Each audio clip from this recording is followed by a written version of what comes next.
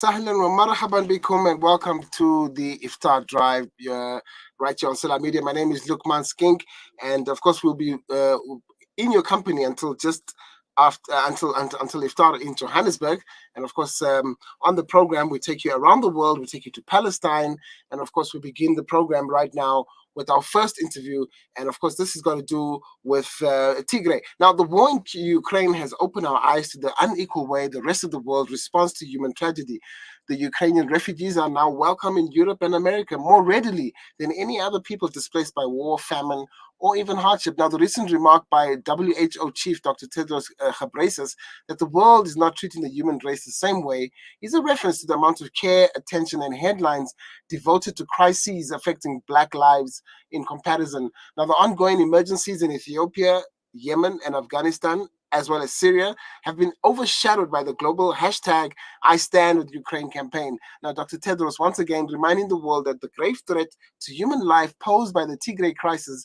And for more on this, Dr. Mustafa Mheta, he is a senior research fellow and head of the Africa desk at the Media Review Network. He joins me now to unpack those issues. Dr. Mustafa, assalamu alaikum wa rahmatullahi wa barakatuh.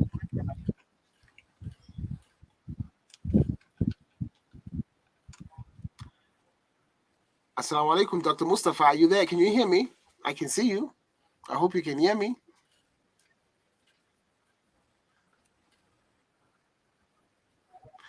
Okay, I think you need to unmute yourself if you don't mind. Could you please unmute yourself very quickly? Go ahead. Wa alaikum assalam wa rahmatullahi maulana. Jazakallah khair, Dr. Yes, Jazakallah khair, Dr. Mustafa. Thank you very much for joining us here. I see WHO Chief Dr. Tedros being very vocal about the situation in his hometown of Tigray.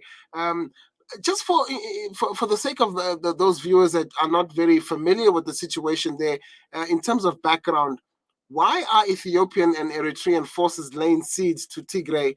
Give us some background on the issue, please.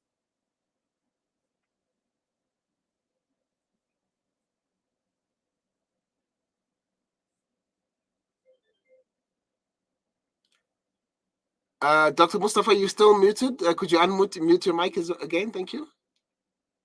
Could you unmute? Yes, go ahead.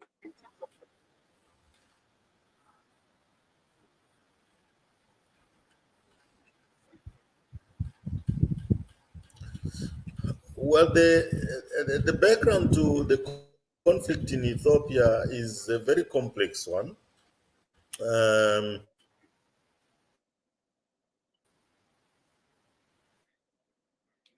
Yes, go ahead.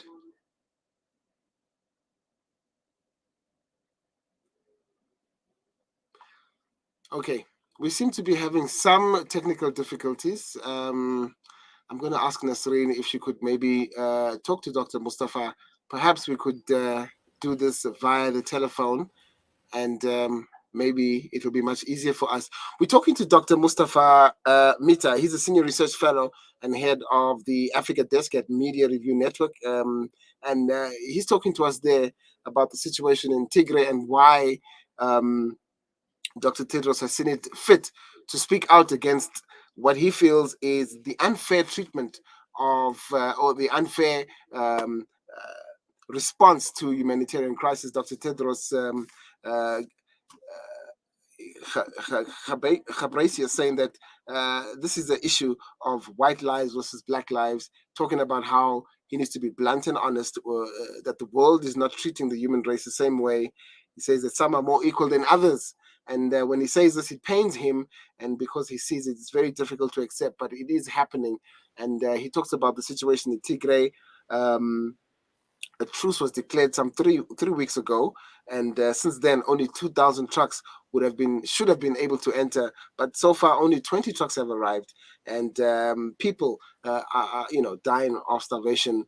Dr. Mustafa joins us on the line this time. Hopefully we'll be able to continue our conversation without too many difficulties. Dr. Mustafa, assalamu alaikum and welcome back. Wa alaikum assalam wa rahmatullahi wa barakatuh. Thank you for having me. Mashallah, it's much better to have you on the telephone line. You were giving us the background to the situation or the conflict in Tigray, in the Tigray region. Yes, the, the, the, the conflict in Tigray is a very complex one in that uh, this is there are people. The Tigrayans, another region, and you have different tribes there also. There are Maharas and them. And at one time, these are the Tigrayans who fought against the dictatorship of the former Marxist leader Mengistu Haile Mariam and overthrew him. The coalition that overthrew Mengistu Haile Mariam was composed mainly of Tigrayans, you know, people from that tribe. So they enjoyed, power quite a time since the 90s after, the fall of Mengistu Haile Mariam. And yeah, and they've been in power for quite some time. And later, it changed.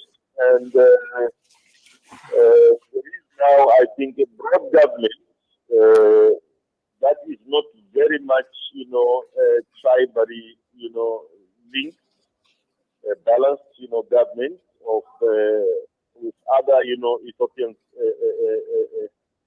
from other tribes, a mixed, kind of government. However, the problem in Ethiopia, I think, was that the root of the problem in Ethiopia is that of tribalism.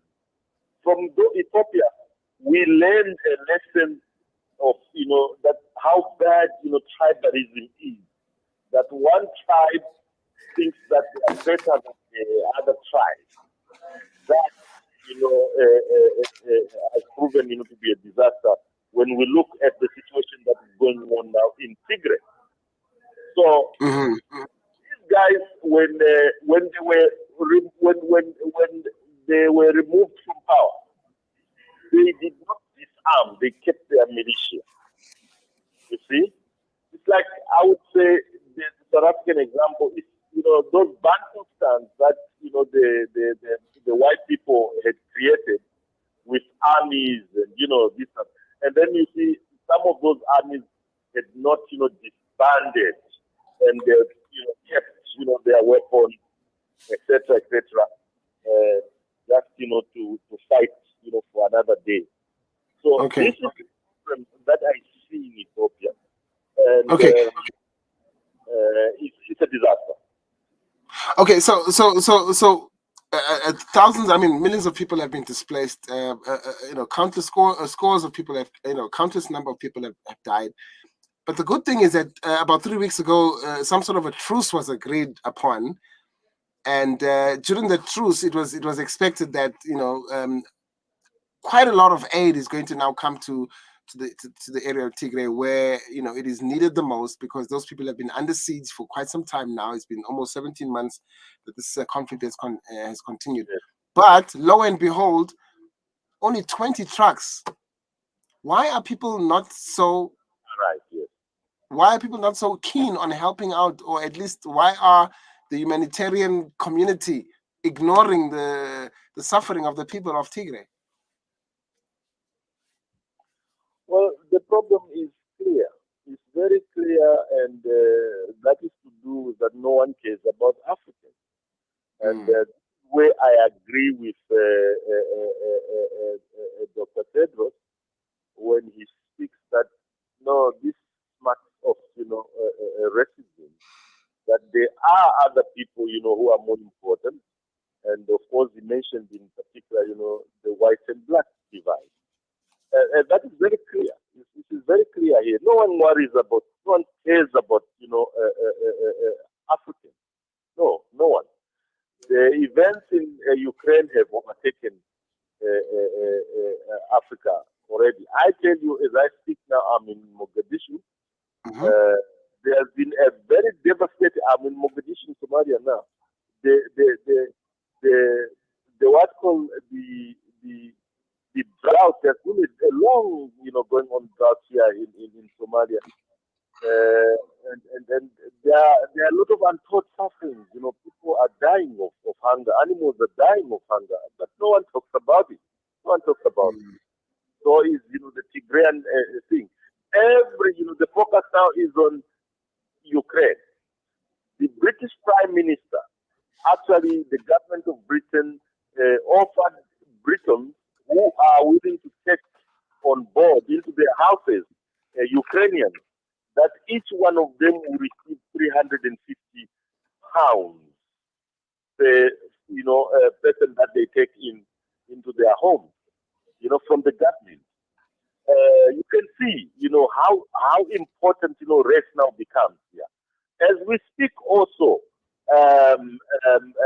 British Prime Minister is today in Kigali, where he's crafted, talking to the Rwandan president to take in Africans who are crossing over into Britain. They should be. They will then, be flown to Kigali in Rwanda, and then stay there and have their what's called process. While they are there, they don't want them in the territory. But at the same time, the same British Prime Minister has opened up British homes and asking the Britons, to accept Ukrainians coming in immediately, and each one of them will receive 350 pounds per person they take into their homes. So you can see here, what Dr. Tedros is talking about. Dr. Mustafa, the United States of America, Joe Biden says he's going to give shelter to 100,000 Ukrainians. And I was looking at some footage where the Ukrainians are, being held until their entrance into America is, processed. And the conditions under which they're being held, number one, if you compare it with the Mexicans that have been waiting for years to get to be processed into America, not the same conditions. Number two, there's no stress at all. They interviewed the Ukrainian people. The Ukrainian people are very, very relaxed. They know they are going to enter. When they enter America, they're going to go to university. They're going to go to whatever they need to do. They'll be able to do. Is it just a black and white issue? I mean, pure and unadulterated racism. Exactly, that's what it is. That's what it is. And I think the world should now know these people very well. And I appeal, as an African, I appeal to our leaders on this continent. We have those leaders, most of our leaders, who think that, these guys are good fellows. They are not good fellows. Look at what they are doing. Yesterday, when the problem started, we all know what was going on there. Our students, what was the complaints that came from African students studying there. Many of them were told that you cannot go on this train taking people out because you are not Ukrainian. You went. Yes. When we are done with the Ukrainians going out, then you can come. In the meantime, Russia had already started, raining the bomb. We're already bombing. So, an African life is nothing. An African life is nothing. And hence, you see that many African countries have chosen to align themselves with Russia.